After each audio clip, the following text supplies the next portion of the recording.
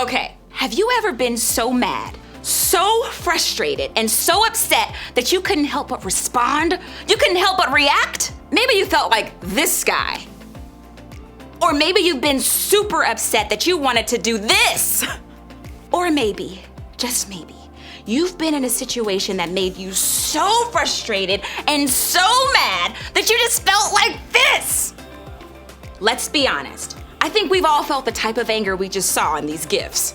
I know I have. Okay, what really makes me angry is when I see someone being mean to someone else. So, when I was young, my cousin had a best friend, but her best friend was always being mean to her. And one day I said, hey, listen, I don't like the way your best friend treats you. And I went over to the best friend and I yelled in her face, stop being mean to my cousin! That best friend was never mean to her again. Okay, so maybe you can't relate to my exact situation because you wouldn't get as mad as I did about what I just shared, but the one thing we can all relate to is the feeling or the mood behind it all. It's anger, and it's something we all feel. Maybe you get angry when your parents punish you for something but let your sibling get away with it. Or maybe you get angry when you just can't seem to learn that new TikTok dance. Or maybe you get angry when you lose the big game because of a bad call. Or maybe you get angry when you find out that your friend is talking about you behind your back. Maybe for you, your anger comes from not getting something you want or from somebody else not getting what you think they deserve. Whatever the reason is behind our anger, it can be easy to fall into the trap of letting it take over, of letting it affect how we think, how we respond to others, and how we talk or act. We have a couple of ways of responding to this. Actually, it'll be easier if I go get a prop for this. I'll be right back.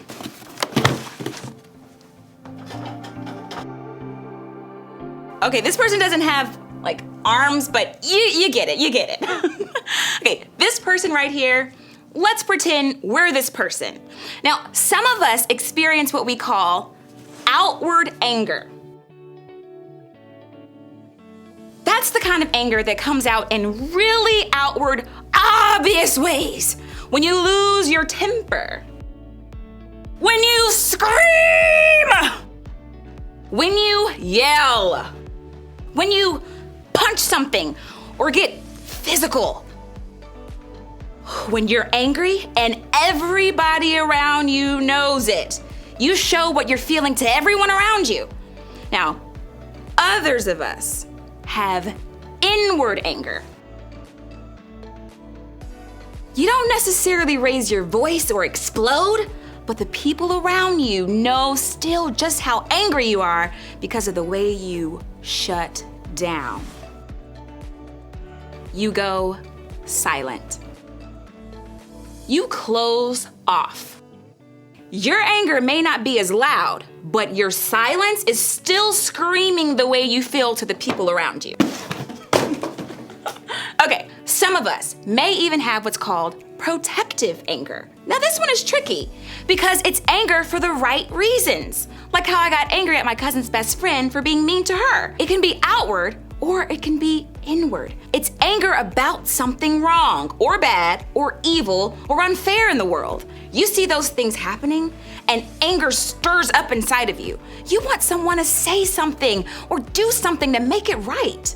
Lots of great things have happened in history because of people who experience protective anger. Maybe you've even experienced protective anger when you saw someone being teased on social media. That anger got you to act and stand up for the person that's being picked on. The anger itself comes from the right place, but it's still about the same thing as most of our other anger. The idea that somebody or something isn't getting what they deserve. Here's what I think is so important for us to understand in this anger conversation. Anger isn't wrong. The mood, the feeling, the emotion, that isn't a bad thing. It's when it starts to control us or begins to be the boss of us that it has the potential to do more harm than good. So, what do we do to manage this mood? This anger that threatens to control us, to hurt us, or to hurt our relationship with others? Well, we're gonna take a look at some answers from a guy named James. Now, James was actually the brother of Jesus, so I think it's safe to say that he had a pretty close and personal relationship at the way Jesus lived his life. Here, James was writing to some of the Christians in his time who were spread out all over the region. He was encouraging them to live out what they had learned from Jesus himself. And in this particular passage, he addressed something I think can help us understand how to handle our anger. Take a look. Who was wise and understanding among you? Let them show it by their good life, by deeds done in the humility that comes from wisdom. But if you harbor bitter envy and selfish ambition in your hearts, do not boast about it or deny the truth.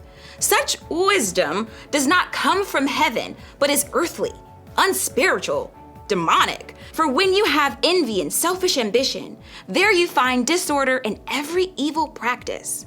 Oh, okay, so let's break this down for a second. James started with a question. Who is wise and understanding among you? You may have heard that word wise before. To be wise is different from being smart.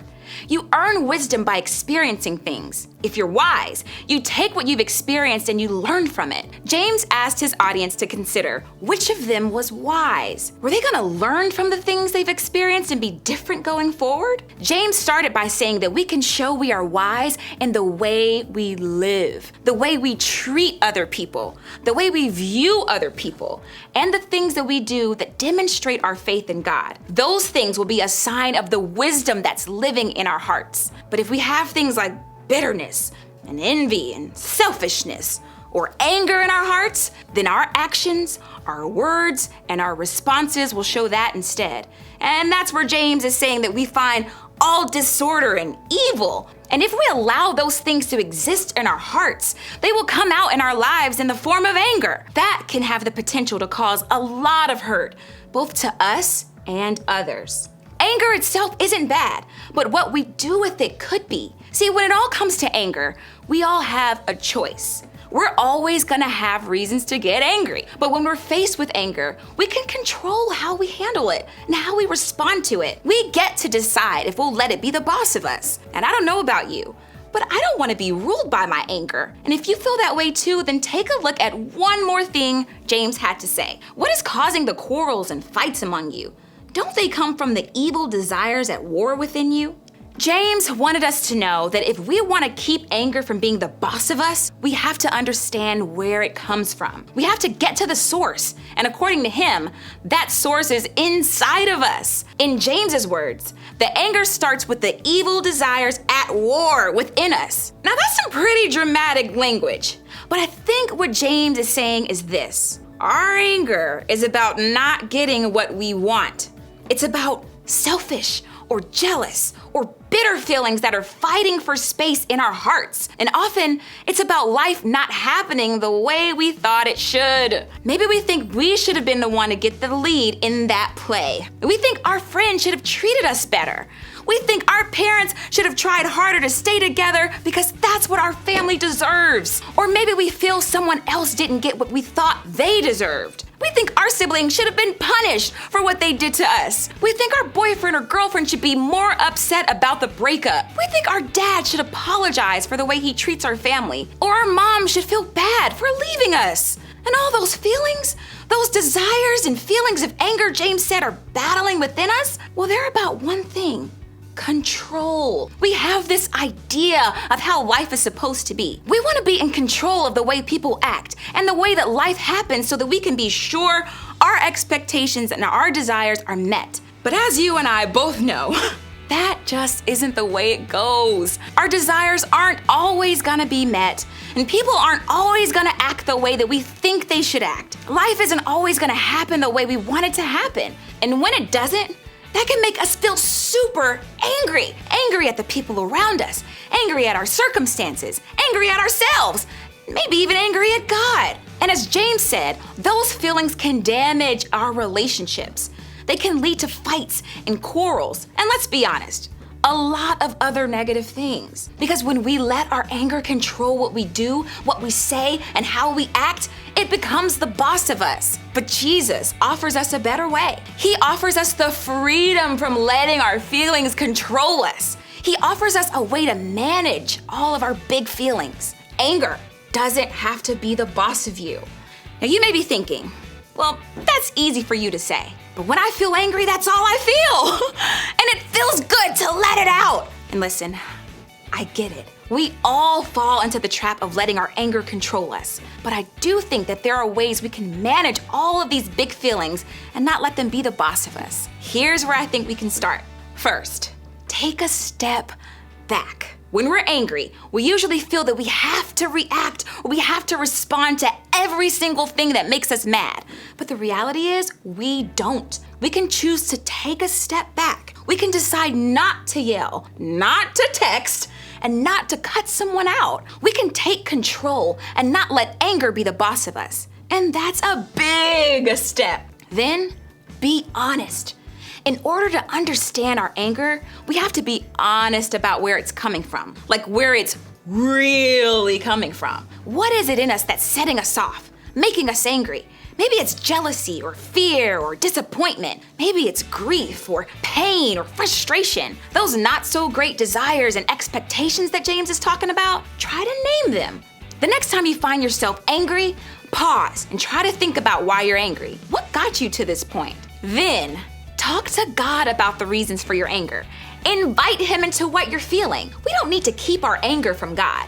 He can handle all of our feelings, and He wants us to bring them to Him. If you're struggling to understand or recognize the source of your anger, talking to someone else about it is another great place to begin. Today, maybe your group is a good place to start. There you can open up to a leader you can trust who loves you and wants to see you live free from the control of anger in your life. Because sometimes talking honestly to someone else can help you see or understand things in a different way. At least that's been my experience. Last, own your part. Now, this one is hard because honestly, we all want to be angry at someone else or something else. We're mad because we're out of control. But there's one thing we can control: ourselves. Maybe someone hurt us, but then we said something to hurt them back. Maybe something bad happened, but then we did something back in response. Those things done or said in anger, we have to own them. We have to take responsibility for those things too in order to deal with our anger. When we take a step back, are honest with our feelings, and take responsibility for how our anger makes us react, we're choosing to be wise with our anger. We're choosing to look at what's going on inside of us and make changes going forward. And as we do that, our anger loses its power to control us. It loses its ability to cause us to react or respond in a way that is not healthy. It loses the chance to be the boss of us. So remember, anger doesn't have to be the boss of you. So as you go to group and talk a little bit more about this, I want you to think about this question. What's one thing that really makes me angry?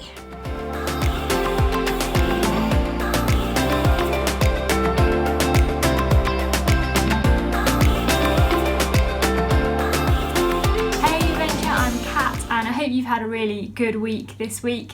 I really want to encourage you to think back through that video we've just watched now about the things that make you angry. And I want to encourage you to talk to somebody else about it. So talk to somebody else. It could be someone in your family. It might be one of your friends. If you'd like to chat with other people from Venture, other people you know from church, some of your friends, some of your peers, then get in touch with us and we can set up a Zoom call. So you can do that. All the different ways you can contact us are in the description box underneath this video, and we can set up a Zoom call so you can chat together and try and find out what makes other people angry. So maybe ask your parents what makes them angry, your grandparents, what makes your grandparents angry, what makes your little brother or sister angry. Maybe find out what angers your friends, and then talk about how do you deal with that kind of anger. Find out how your parents cope. Maybe you know there's been times when your parents have been really, really angry, and maybe they've dealt with that anger well or maybe not so well. Try and talk about it together. And if you think there's something at the moment that you're really angry about that's like a good thing to be angry about, then why don't you talk to a grown-up, talk to another adult about how you can channel that anger so that it's not destructive and doesn't take over your thoughts and your mind and your heart, but so that you can channel it to be constructive so that it can do some good in the world. And the other thing I want to challenge you to do is to give your anger to God It's a really good thing to do. So if there's something that you feel angry about at the moment, it might be something to do with school, it might be something to do with one of your friendships, or it might be to do with an injustice that's going on in the world at the moment. Grab a piece of paper and write or draw something that represents your anger, and then ask God to take that anger away. Scrunch it up and pop it in a bin, or if you've got a fire at home, you could burn it on your fire maybe. Obviously don't light your own fire without checking with the grown-ups first. And just give it to God, trust him. And do you know what, when you give stuff to God, he brings this sense of peace.